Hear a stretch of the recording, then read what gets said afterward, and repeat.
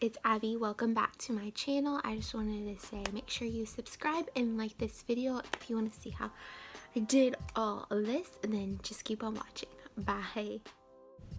Hey guys, it's Abby. So first, I already have my eyes primed, so I'm just going to go into the Jaclyn Hill palette and start with the lightest transition shade that there is and just start working. I know it looks a little sloppy right now, but just trust me, it's gonna get better, so just stick with me. Next, I will be taking a brush and dipping into one of the darker like brown shades and focusing that on the outer part of my eye, just really packing it in first. You don't want to start going in and just blending right away, or it's going to be a mess. So I'm just focusing on it, packing it in there, and then once I realize that I have used all the shadow off the brush, I will blend it into the transition color there. If we didn't have a transition color, it wouldn't blend as well. It would just be so sloppy because it would have stuck to your eyeshadow primer, which your eyeshadow primer is sticky, and it just would have been not good. So next I'll just be going back into that transition shade and blending those edges out. It did get a little messy, and that's the key to makeup and eyeshadow, is just blend. Next, I'll be taking a synthetic brush with some eye drops to get wet and a little bit more pigmented, and I will be going into a like golden color here and applying it to the blank space that we left. And I'm also semi cutting my crease, not a full-on cut crease, so I'm just defining that and cleaning up that deep brown shade also in there.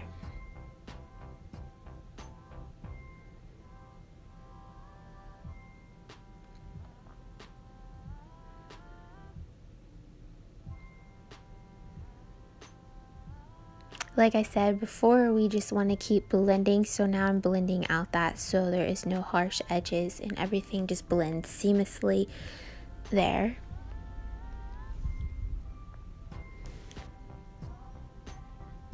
And then I'll be going back in with some different blending shades, transition shades, and blending that up and out. Just adding a little bit more color. It's totally preference. I like having different colors going on in the transition. Next, I'll be doing a winged liner, and I'm using the L'Oreal Voluminous pen here, and it's easy for beginners if you don't know how to wing liner out.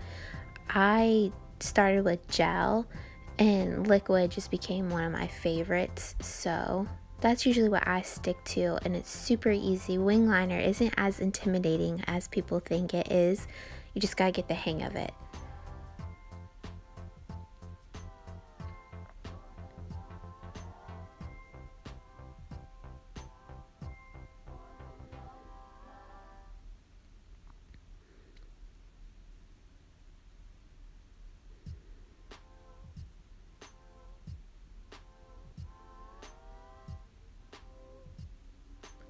Just tugging on my eye a little bit. I know you're not supposed to tug on your eye. Sometimes you just gotta do it for a wing liner. I don't wear wing liner every day, so I don't worry about how much I tug on my eye.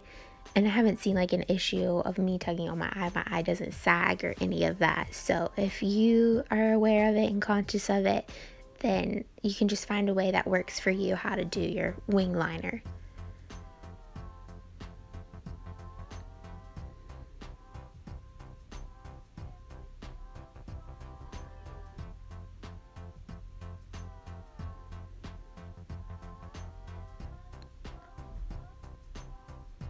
Just fixing it a little bit. Now I'll be taking a little bit of concealer and an eyeliner brush, and just cleaning that up versus using a makeup wipe.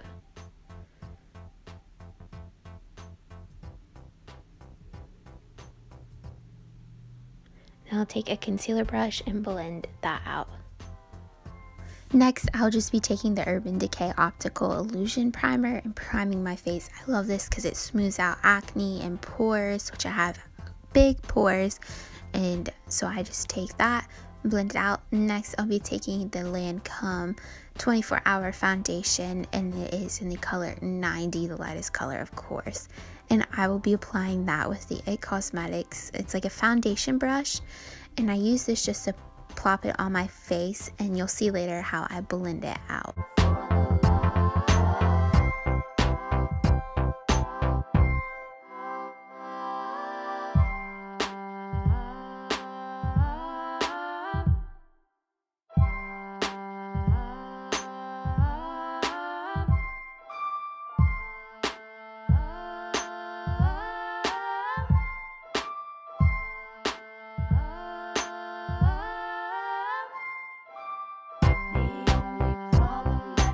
And then I will just take a damp beauty blender and blend all the streaks out and everything on the face. Next, I'll be taking the NARS Radiant Creamy Concealer in the lightest color that they have, and just concealing some dark circles here and then some acne spots also. I'll be taking that. Next, I'll be going in with the Fenty Beauty contour stick in the color Amber, just adding some color back into my skin, contouring out my face. I'll be taking that damp beauty blender and blending all of that out.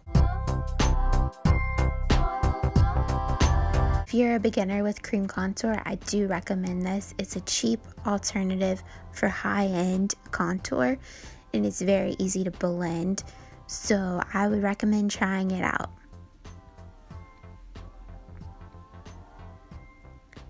Then I'll just be blending out my concealer also.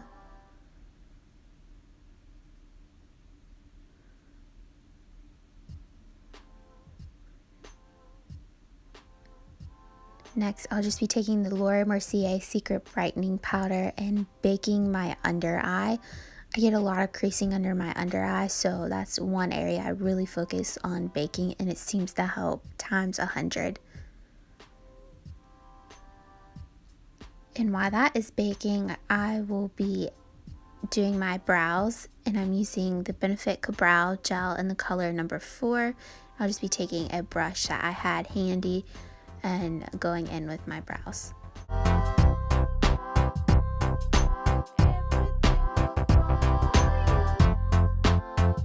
Really want to follow the shape of your brow, because if you don't and you're trying to draw on new brows, it's just not going to look natural or any of that.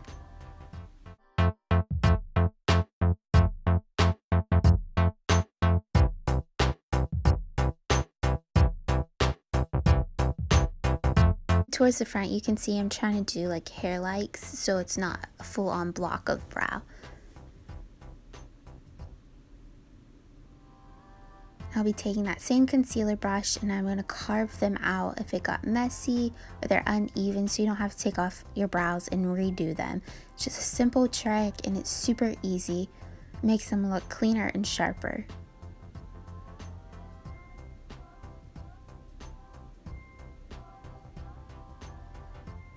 And I'll take a beauty blender and blend that concealer out. Then I will be setting them with the Benefit 24-hour brow setter. I love this stuff. It works amazing. So try it out. And I'll be wiping away my bake with a Sephora powder brush and then also setting the rest of my face. Next, I'll be going in with the L'Oreal, I believe it's the voluminous mascara. I don't have it close. And I'll just be coating my lashes. False lashes aren't my favorite. I'll wear them. I just personally don't like them. But if you do, throw on a pair and there you go. I just coat my mascara a few times.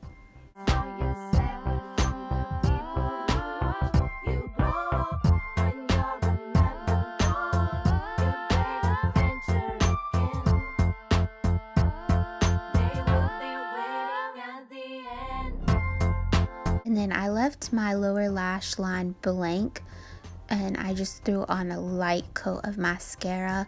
I've just been loving this. Haven't been wearing anything on my lower lash line lately.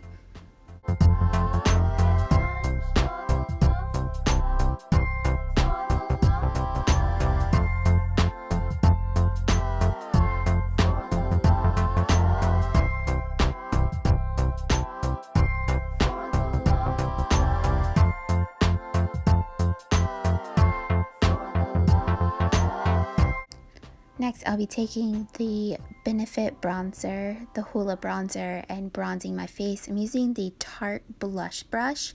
Like I said before, my favorites, that I haven't figured out how to use it with blush because it is so dense, but I love it for bronzing because it just bronzes so seamlessly. It's just good. It doesn't leave you patchy or anything. It's a soft brush to be doing this with. And you can tell I love my bronzer. I don't wear blush. It's not my favorite thing.